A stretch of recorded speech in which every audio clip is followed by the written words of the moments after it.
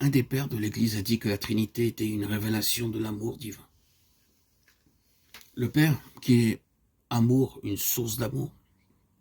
Le Fils bien-aimé, un réservoir d'amour, en qui l'amour a été répandu. Et le Saint-Esprit, l'amour vivant, qui les unit et déborde ensuite sur le monde. L'Esprit de la Pentecôte, l'Esprit du Père et du Fils est amour. Et quand le Saint-Esprit descend en nous, et en d'autres hommes, sera-t-il moins un esprit d'amour qu'il l'est en Dieu? Cela ne peut pas être, il ne peut pas changer sa nature. L'Esprit de Dieu est amour, et le fruit de l'Esprit, c'est l'amour. Pourquoi cela? C'était le grand besoin de l'humanité, ce que la rédemption de Christ est venue accomplir, restaurer l'amour dans ce monde. Quand l'homme a péché, pourquoi donc a-t-il péché? L'égoïsme a triomphé, il s'est recherché lui-même au lieu de rechercher Dieu.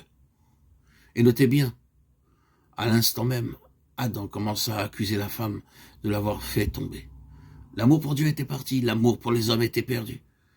Considérez encore, des deux premiers-nés d'Adam, l'un devint le meurtrier de son frère. Est-ce que cela ne nous enseigne pas que le péché avait dérobé l'amour du monde? L'histoire du monde est celle de l'amour perdu.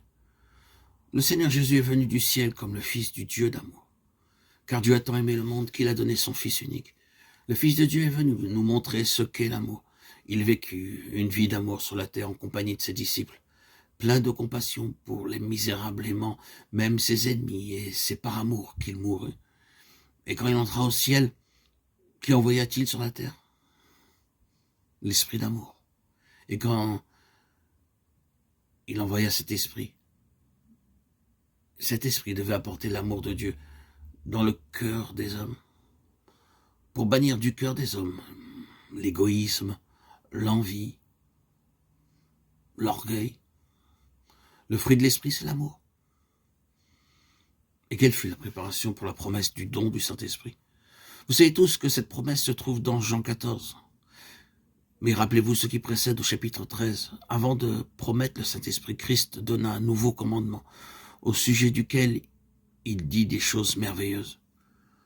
Ce commandement, c'était « Aimez-vous les uns les autres ». Et Jésus ajoute « Comme je vous ai aimé, vous aussi aimez-vous les uns les autres ». Jean 13, 34, 35. L'amour du Christ mourant devait être l'unique loi de leur conduite et de leur rapport les uns avec les autres. Quel message pour ces pécheurs, pour ces hommes remplis d'orgueil et d'égoïsme. Aimez-vous les uns les autres, leur dit Jésus, comme je vous ai aimé. Par la grâce de Dieu, ils le firent.